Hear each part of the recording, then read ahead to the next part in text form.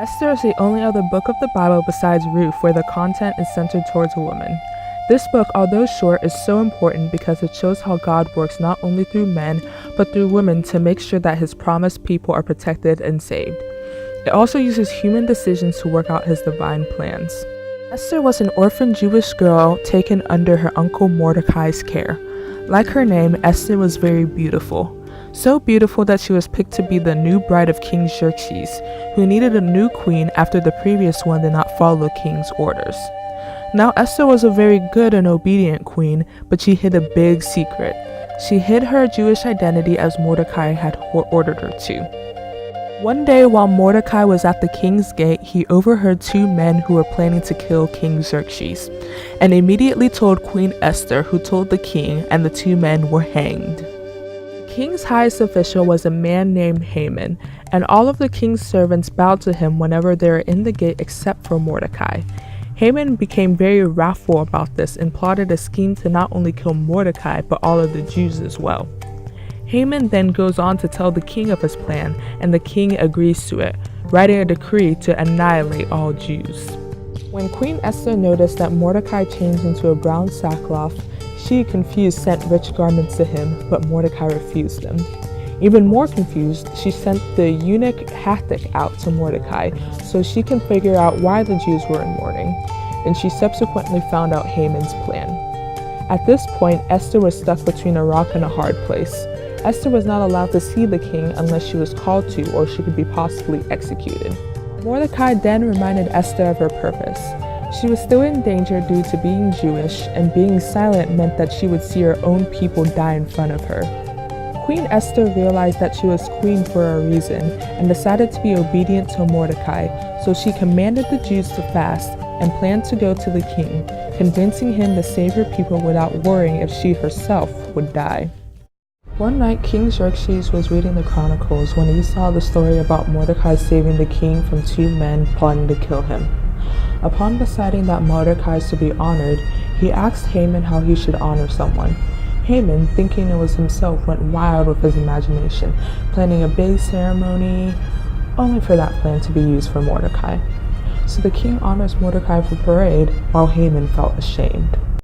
King Xerxes and Haman dined with Queen Esther, and on the second day of the feast, Esther petitioned for the king to save her Jewish people, even offering her life for theirs to be saved.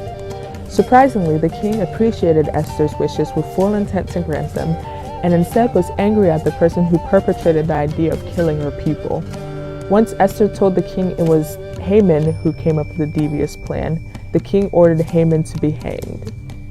Esther goes to the king again and begs salvation for the Jews on the scheduled day of annihilation. The king grants Esther's wish, writing a counter-decree to protect the Jews on that day. So the Jews, instead of dying on that day, celebrated in feasting and gladness. The king also gives Esther Haman's home and promotes Mordecai to a second in command, and became more eager to listen to and to grant Esther's wishes. I think the reason why the story of Esther sticks out to me is that God's presence in the book is so similar to his presence in my life now. If you noticed, unlike other books in the Old Testament, in Esther there is no mention of God. However, throughout the book of Esther, you can notice his presence in terms of arranging Esther's coronation as queen, giving her a platform to fulfill God's deeds to protect his promised people, giving Esther an uncle who raises her and communicates to her God's promises so that Esther can wait for the right opportunities and make the right decisions, and also letting King Xerxes listen to her wishes without becoming wrathful. This has shown me that even though I cannot embrace a physical God, I can experience his presence through the way he crafts my life. He gives me parents that raise me to be obedient, faithful, and hopeful. He lets situations happen that are quite tough and challenging because he knows that I can prevail through them. He gives me loving friends so in turn I can learn more how to love and how to care for others. He'll protect me in times of danger, and he'll give me ears to people who want to listen to me, and vice versa. He gives me ears so I can listen to others because their words could be good and valid.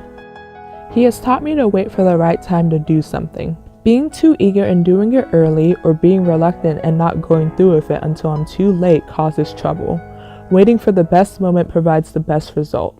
Before reading Esther, I was still somewhat of a believer in coincidental and fateful occurrences.